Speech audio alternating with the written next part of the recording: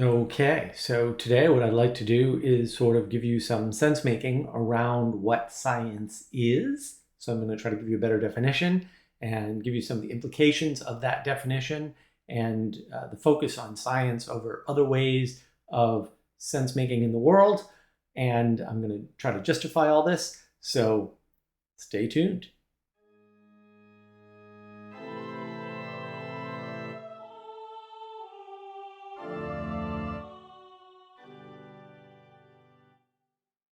All right. So what is science? How are we using this word? What is it that we're actually talking about when we talk about science?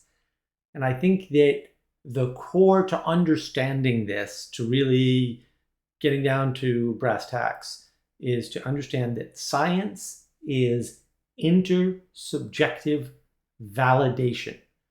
So what you're saying effectively is if I have done these things in this order, in this way, using this method. I wrote it down. I came to a bunch of conclusions, right? I justified my methodology, all that. If you do that, what I wrote down in my paper, you'll get the same results, okay? So that's saying the subjective element, my element of doing this, and there's two aspects to this. The subjective element of my doing this operation will reliably result for all other subjects, right? Because it's a subjective experience in your head, will reliably result in this end state. And then the rest of the subjectivity is your conclusions based on that, right? And so I conclude this. And that's actually really important that there are these two aspects, right? The aspect where there's a subjective element that you're eliminating through the paper, but there's still a subjective element in your conclusion within the paper, okay? So that's intersubjective. In other words, you have two different people, they do this operation, they can have the same result, they can come to the similar conclusion, right? Or not, and the conclusion doesn't matter as much as the reproducibility of the result, right? So the conclusion part of the paper in a white paper and the result parts are separate for a reason. And then, that conclusion should ideally lead to more experiments, right? To validate that conclusion. And so intersubjective just means other people can do this and they're going to see roughly the same thing, or usually exactly the same thing, right? And so science, in order to do this, reduces a bunch of variables, but allows you to have a level of certainty, right, by providing an accurate and precise material description of what's going on, right? So here's how much of the chemical I used. Here are the other chemicals I mixed it with. Here's the amounts I used to mix with. All of that is important, we'll say, in the scientific endeavor. And that provides you with this concept of intersubjectivity. And so intersubjective validation provides you intersubjective truth, right? It's a thing that you can experience, that I can experience, that we can agree on. Now, the problem with that is that that's already not perfect, because if you're insane, if you're psychotic, if you're having a temporary mental breakdown, all of which are things that happen a lot, then it won't work, right? And we often also confuse the intersubjective nature of the experiment itself to the intersubjective nature of the conclusion, right? So again, the conclusion can be wrong, even though the experiment is correct and the results are consistent and accurate and precise across all people who do them, right? This happens all the time in physics. It happens all the time in physics. You get an experiment, everybody validates the experiment, and they come to very different conclusions about what the experiment indicates. And they try to come up with other experiments to validate their conclusions, right? And it's on and on and on. Now, it's okay, it's on and on and on, and you can make arguments about, well, yes, but in theory, you could. Yeah, in theory, maybe, but maybe in practice you can't, and you didn't, right? So when you're dealing with a single experiment, the conclusion of that experiment probably doesn't have enough information contained within the experiment to prove that conclusion or deny that conclusion. And so you can argue all day long, you could do other experiments to do that, but now you're talking about something else, right? And that's the problem. We kind of, well, you could, yeah, maybe you could, but maybe you couldn't ever. That's the first problem. Maybe somebody could, but if they don't do it, does it really matter? Pragmatism to the rescue. So this is where science goes wrong. Like they wrap a bunch of stuff up and compress it, reduce it, right, into this, oh, well, this paper says this, and the conclusion is this, and therefore. It's like, well, maybe the conclusion could be wrong or incomplete or poorly worded or whatever, right? Or it could be completely correct and have no bearing on the world. That happens too, right? Not all facts that are true are interesting, important, or useful. And so science doesn't deal with all that. And it's important to know the boundaries of science, the limits of science. It's just intersubjective validation, right? It's a way that you can do an experiment and allow other people to sanity check you in an accurate and precise way on your experiment, and then alternatively deal with your conclusion and say, well, that conclusion makes sense, but have you considered this or that or the other? That doesn't invalidate the paper at all. Right? What might invalidate the paper is if you do another experiment and the conclusion or part of the conclusion is invalidated as the result of that other experiment. But again, now we're talking about something else, because when you're comparing two experiments or using two overlapping experiments to talk about a conclusion, you're not talking about the conclusion in the paper, because now you're talking about the conclusion of the paper plus information from another paper. That's a different thing. And again, it's too easy to compress those things. So why is this important? Well, I think that science, in its very limited way, allows us to do a piece of magic, right? With some severe limitations that we're not understanding. So one of the limitations is you need accuracy and precision, right? You can't do science inaccurately and imprecisely. It doesn't work, because then the intersubjectivity goes away, right? Now the way you did the experiment can't be reproduced properly. And that also goes for perhaps the time and space in which that experiment was done. So you can imagine that over time, when you do an experiment that, say, involved a chemical mixture, that would work differently, we'll say in 1800s London, as it does from, we'll say, rural Kansas today, just because the air quality is different. That's worth considering, because that's actually happened in scientific papers. It's part of the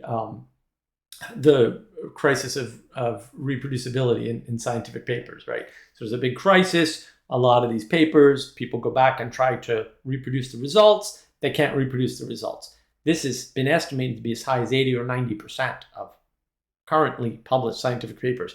This is a problem. This is a big problem for intersubjectivity. And it might not be that high, whatever. It doesn't matter. Last I checked, nobody had a number under 50%. If half the things that we think are science and are therefore, somehow intersubjectively true aren't even intersubjectively true, that's a problem. So you have to be very careful, right? But the bigger problem is science is constrained, right? It's constrained by a telos, right? By a story. It's embedded within a goal to be achieved in accomplishing the science, right? Why are you doing this experiment? But if you look at the history of science, what you will notice is that the big sort of achievements that we ascribe to science, that we assign to science, that we say, oh, you know what, science did this, didn't happen as the result of any scientific process at all. And so you can say, well, yes, we'll use Thomas Edison as the best known example, right? Look, Thomas Edison invented the light bulb. Well, maybe. He certainly used the scientific method, but Thomas Edison didn't make the first light bulb, not by a long shot. There were tons of people making light bulbs before him. He was the first one to figure out how to make it long lasting. But that also required assuming that it could be done. Like, I'm assuming there's a way to do this, and therefore I'm going to throw all these resources at it until we find a way. Fair enough. That's good science and that's good engineering. Science is constrained. Engineering is constrained. A lot of people will tell me, like, oh, without science, we wouldn't have the transistor. Wrong. It's a lie. It's false. Science didn't give us the transistor. Science comes second after invention. Invention is unconstrained, right? Invention is people trying stuff and noticing things. And you can say, well, look at Rutherford's model of the atom. Yeah, he found that by accident. He didn't find that as a result of looking for it. He found that because he was doing a scientific experiment to prove something else, and then noticed something that he didn't understand. And then, so it's the noticing something of you don't understand that gets him to the science of his model of the atom, which, by the way, is grossly incorrect. So everybody uses that as an example. It's not even a good example, right? It's not a good example at all. So, and we fool ourselves because we think it is a good example, right? We think the transistor was created by science or invented by science or found by science. No. It was refined by engineering and engineers, not scientists, as the result of science, sure. But that process has happened throughout history and long before we had science. So it can't have been the science, right? Because technology advanced without science. We didn't have a concept of science, right? Historically, that couldn't have been the case. And therefore, we weren't using it. So the idea that science and progress are somehow related, sure, it's a useful tool. But, and maybe it's increased our speed of technological development, sure, but I'm not sure that's a good thing. Everybody's complaining about technology nowadays, and rightly so. So we have a lot of these misconceptions around science and the power of science and what science is actually doing, but it's constrained precision and accuracy. And it's really leading us to the false belief, for example, that if somebody else can do a thing, that I can do a thing. Because in science, that's true. Like, pretty much, if you have the equipment that the other scientist has, you can come up with their result. It's almost like you're them. It's almost like you're equal. It's almost as if there's no difference in what they did and what you're doing, because you're able to follow the same procedures, right? You're able to follow along the same propositions, and you're able to get the same results. It's like, wow, this is powerful. This really smart guy did this thing, and I can do this thing too. Maybe I'm really smart. And that's where the whole thesis falls down. Maybe you're not, because you're following in the footsteps of somebody else who already had the telos, the reason, the purpose, the goal to do the experiment. And you didn't have that. What you have is a desire to mimic. And there's nothing wrong with that. That's great. That's how participation works, right? You can participate in science by mimicking other scientists, and you should, right? And when we don't, science goes horribly wrong. That's the replication crisis in science, right? You can't reproduce the experiments. Uh-oh, right? So you weren't properly participating in science, right? One scientific paper done by one person is not science because it's not intersubjective yet. And science has had some great frauds around this over the years, really impressive ones, where one person did a thing, came to a bunch of conclusions, right? Got a bunch of money, right? Did a bunch of, and then they found out, wait a minute, you're using the same graphs everywhere. You only did this once, and you said you've done it 10 times. What's going on? Or 5 times, or 3 times, whatever it is. This happens in physics, it's happened in chemistry, it's happened in every single branch of science that I'm aware of has had a scandal like this, okay? So science isn't some magical thing that prevents these things from happening at all, because people have to be motivated to copy other people. And some scientists don't want to copy other people because they want to be inventors, basically. They want to discover something new. Fair enough. We all want to discover something new and do something on our own. And even if it's only unconsciously, we realize, well, when we're just copying other people's work, we're not doing stuff on our own, and we're taking up valuable time that we could use to create our own thing. If we could create our own thing, and maybe we can't. So little humility. And this is part of what contributes to the lack of humility in scientists in general. is this deep confusion and this deep hubris around what science is and what it's actually providing us. Look, I'm a big fan of science. It provides us a lot, but it has serious limitations. And when it tries to play outside of that space, that's when we run into problems. And I think that explains a lot of the problems we're running into in the world today, quite honestly. This overfocus on science, on the propositions and procedures, which are the only things you need, other than the physical tools and the things, the material you're working with, to do science, right?